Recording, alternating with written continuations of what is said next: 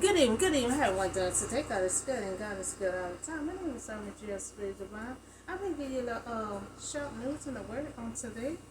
We're going to start with Jackson, Mississippi water crisis. Now, they was dealing with this last year, but thank God, you have President Bennett had signed last year on a legislation to help stabilize Jackson drinking water system.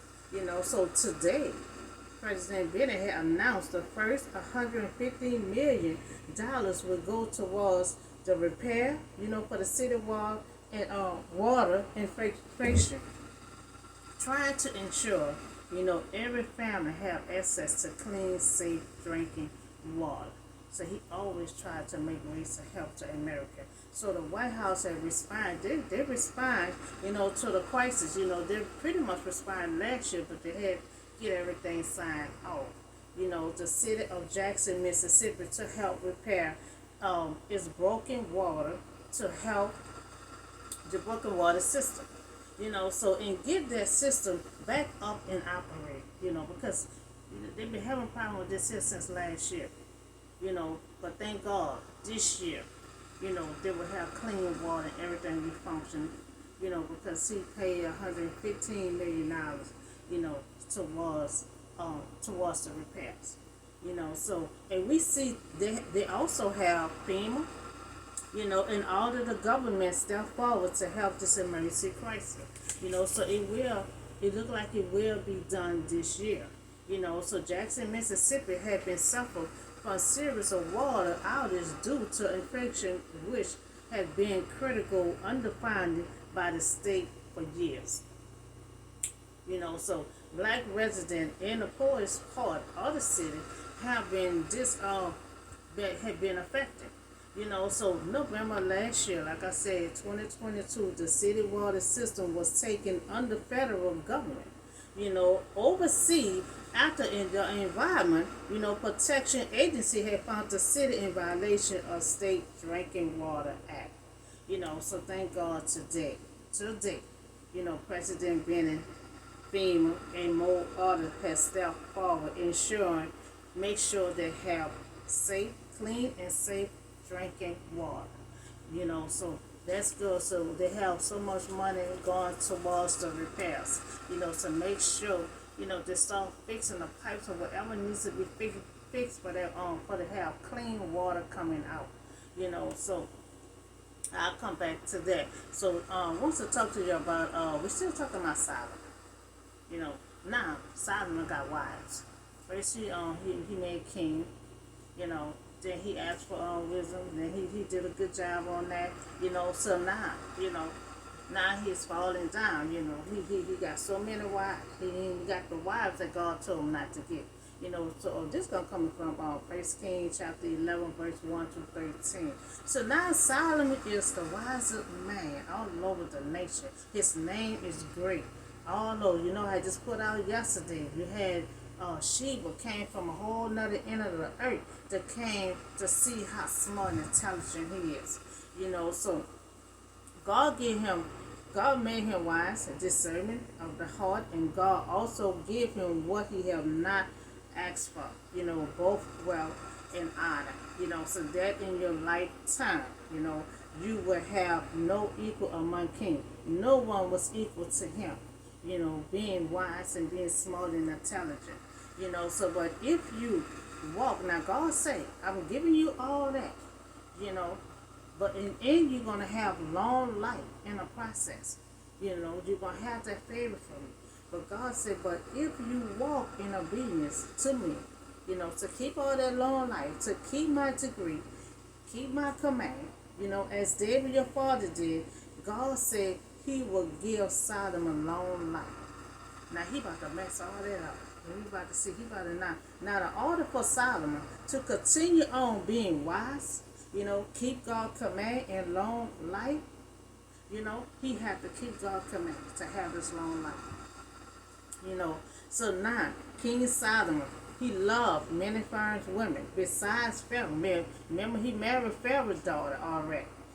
So he already married Pharaoh's daughter, but he will pick up other wives. So now these women were from another nation about which the Lord had told the Israelite, you must not intermarry with them, because they will surely turn your heart after other gods. Nevertheless, Solomon held fast to them in love. He didn't want to listen. And God said, see, God already know the beginning to the end. And see, God can see what we cannot see. So if He tell you don't marry a certain person, so that means He done sought this person out. He already know. He already see that these women here already, serving other gods and stuff. So if He tell you not to marry them, that's because if you marry them, they're going to have you doing the same things that they're doing. Although Solomon had a clear instruction from God, not to marry women from the foreign nation, but he chose to disregard God's command. Now he married not one, but he married 700 women who led him away from God. So God know our strength. He know our weakness. And he know His command are always for our good. His command is always for our good. So we see Solomon didn't listen to God. He had 700, not one, but 700 wives, and he already had one wife already. And then he had 300 women. And his wives led him just like God said they were, like it was gonna happen. But he didn't want to listen. For all his wisdom, Solomon had some weak spots. And that's how some people are. Some people be so smart in books, just smart in everything, dealing with the school and just being smart and wise and intelligent. But sometimes they have a weak spot with their clueless in. So for all his wisdom, Solomon had some weak spot. He could not say no to lust to these women.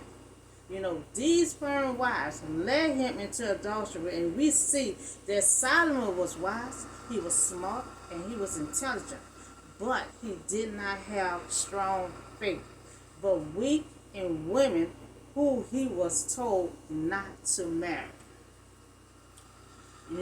He didn't have a stronger faith to say no. He was supposed to command God's word. He was supposed to keep God's command. And he was supposed to say no. So as Solomon grew old, remember he was still young now. Remember he was 20, so he was like in his 20s, and all this going on. He had 700 wives, being still young. So now as he grew old, his wives turned his heart after other gods. Now see, this been going on a year period of time. So that means God was giving him time to see if you're gonna change your mind.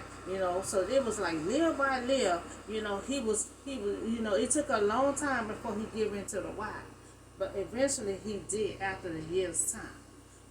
So and his heart was not fully devoted to the Lord his God, as the heart of David, his father, was.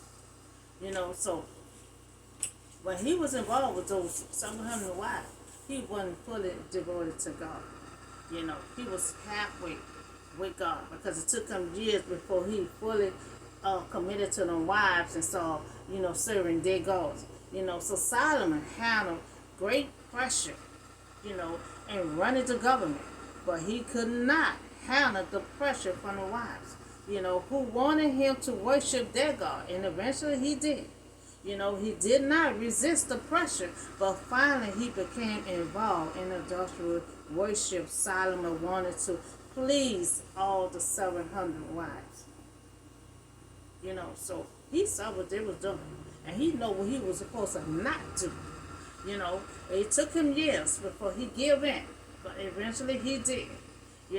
So a lot of time, that's why God said, do not marry the opposite side of your time, your religion, or whatever the case is. Because if they're doing one thing, eventually, if you not have a strong faith and strong in believing in God, you will get sucked in. So that's why when God said don't marry no one that's not on the same page with you, so God want our spouse, to be on the same page with us. He don't want us to be in our Bible praying and meditating, and then your spouse out there doing something else. He said he don't want you to marry no one that's not on the same page with you. Like you devoted to God, but then your spouse is devoted to serving other gods, like these wives was. And then God already saw that was doing that at first before they even met Solomon. That's why he said, do not marry them. Like he did it anyway. So you love God, and following his command, but your partner have to do the same thing too. You have to find someone that gonna love God just like you love God. You following God's command, he got to follow God's command too. And they was doing the opposite. He loved the God. He was following God's command. He was devoted to God. But then when the women came involved, he just started getting weak. He started getting weak, falling deep in love with these women. And then eventually, it took him years, but eventually he got involved in doing what they was doing. So Solomon did even in the eyes of the Lord. And he did not follow the law completely, as David, his father did. So Solomon. Now David had many wives, but trust me, David was not serving other gods. God, he was marrying the women he was supposed to marry. Besides, he made a mistake when he did with Bathsheba. But other than that, David had multiple wives, but David did not serve other gods. So that was a difference. That's why God said, your father completely devoted himself to God. Even though he had multiple wives, I don't think he had many as Solomon. David never worshiped other gods. He was devoted to God. He did shed a lot of blood, but he did not serve other gods. So Solomon, foreign wives. In addition, to granting Solomon the wisdom, it had something was attached to that. He didn't just give him that and then, okay, so granting Solomon the wisdom, he asked for, God promised, and deliver abundance, wealth, and fame. He made his name, he gave him the riches, and he made his name great, all over the world, but yet despised, all that he received, from the Lord. Solomon insists on taking many wives. That was his weak point right there. Taking on many wives. So a practice forbidden by God. God had forbid that. So even worse, many of Solomon's wives are foreign women, but they worship other gods, meaning he wasn't supposed to get involved with them, because God don't approve on serving other gods, nobody but him, so God already knew what the result was going to be. God already knew. See, God can see what we cannot see. God knows to begin to the end. So he already knows what the results are going to be. He know if you marry them women, you were going to start serving other gods and pull away from God. So God know the beginning to the end of our lives. God can see what we cannot see. So Solomon let his position take him above God and in the law. So he got besides himself. And some people take that position and it's aimed so high with it. Aimed so high with it. Now he thought he was above the law. He thought he was above God. So all these worship and that led to disaster. So God made his name great. And he is known worldwide, for his wisdom. He was blinded by love and strayed away from God. His foolishness, behavior, of love led to everything that pulled him away. And God came to him twice in his dream. It took him years. He was being faithful, a little bit. It took him years before he fully started serving the other gods with his wives. But on the hill east of the Jerusalem, Solomon had built a high place for a detestable that God immovable. He did the same for all his foreign wives who burned incense, and offered sacrifices to their God. Molish was the national god of the Ammonites that called detestable. So Solomon is doing all these things, with wives. The Lord had became angry, with Solomon. Now remember, he got into he appears to Solomon twice. And because his heart had turned away from the Lord, the God of Israel, who had appeared to him twice, even though, he had forbid Solomon, although he had forbid Solomon, to follow other gods, Solomon did not keep the law command. And that was the first thing he told. Okay, I'm giving you wisdom. I'm giving you riches, and I'm giving you honor and fame. But the only thing I ask from you, I need you to keep my command. If you keep my command, you will live a long life. But we see, and this is one of his commands, do not marry foreign women because they serve other gods. And so this is one of the commandments that he broke. So Solomon didn't turn away from God all at once. Like I said, it took him years. He didn't turn away from God all at once. It was piece by piece. Minor departure from God's law. Over the years, it took him years. Starting to result in Solomon's downfall. The Lord said to Solomon, now since this is your attitude, I came to you twice, and you did not respond or obey my command. So this is your attitude, God said, and you have not kept my covenant in my decree, which I command you. I will most certainly tear the kingdom away from you and give it to one of your sons. Nevertheless, for the sake of David, because see, he wanted to tear it completely apart. But see, God made a promise to David. Remember? Just like he made with Abraham. He said all this offspring, he was going to take care of them. They were going to be on the throne, one by one. But now we see that your father, for the sake of your father David, I will not do it during your lifetime. I will tear it out of the hands of your son. But yet I will not tear the whole kingdom from him, but will give him one a trial for the sake of David. So he made a promise to David. So David the servant, and for the sake of Jerusalem, which I have chosen. So the Lord revealed to Solomon twice that his lack of commitment to the one true God would cost his son the kingdom. Because you see how God operated. Like he did with the Israelites. Remember the second generation. They refused, to go into the promised land because they got right there and they got scared. So God had them run around in the land for 40 years. And then God killed every last one of them that did not make it to the promised land. The next generation, he put the curse on the second generation. So when the third generation came, that curse that they did not receive, it went on to the next generation. So that's what he's saying here with Solomon's son. He said, it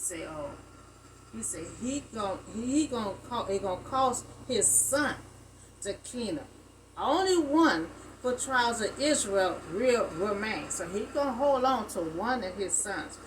Under the authority of his son, Rehoboam, the entire trial stayed faithful to Solomon and to his son after Solomon's death.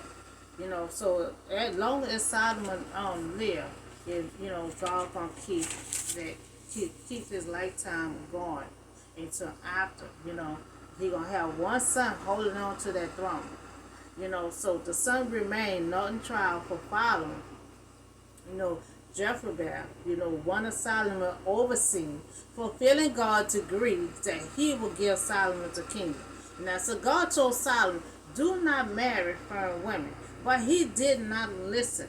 He married 700 wives. Now, these was led, from God, from what caused him to lose his throne.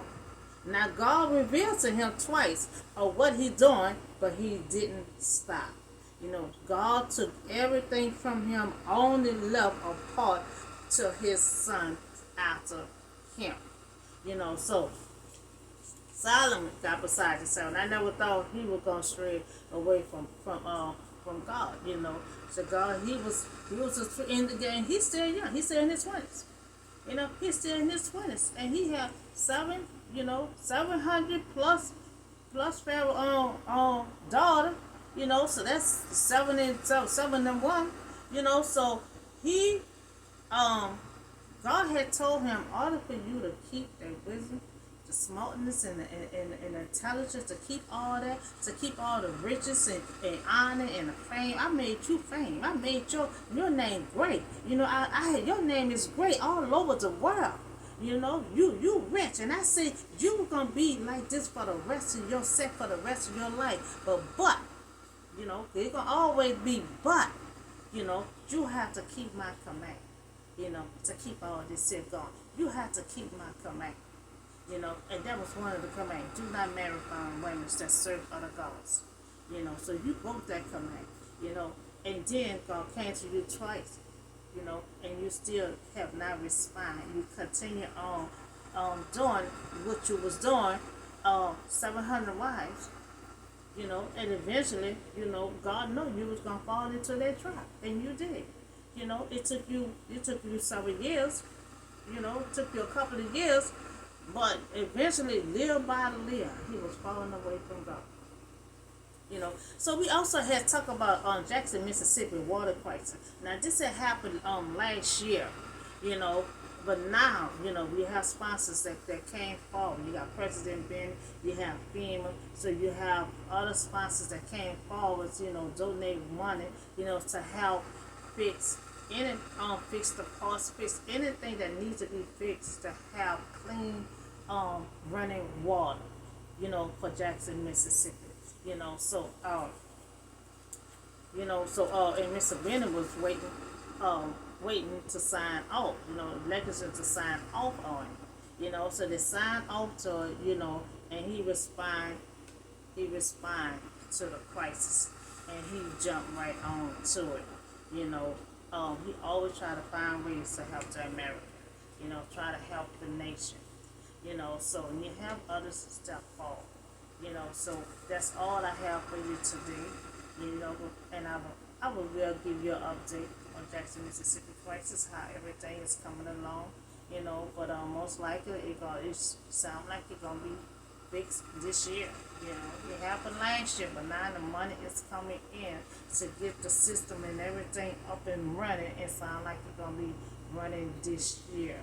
And we talked about Solomon, all his wives. That he had wives that were serving other gods. And God commanded, he wasn't supposed to take on those wives. He can't compare us to his daddy. His daddy had multiple wives, but his daddy did not serve other gods. He did not marry women that served other gods either. So that pretty much is a difference between him with multiple wives and his son. So that's all I have for you today. Y'all have a blessed and safe day, and I'll see y'all on the next video.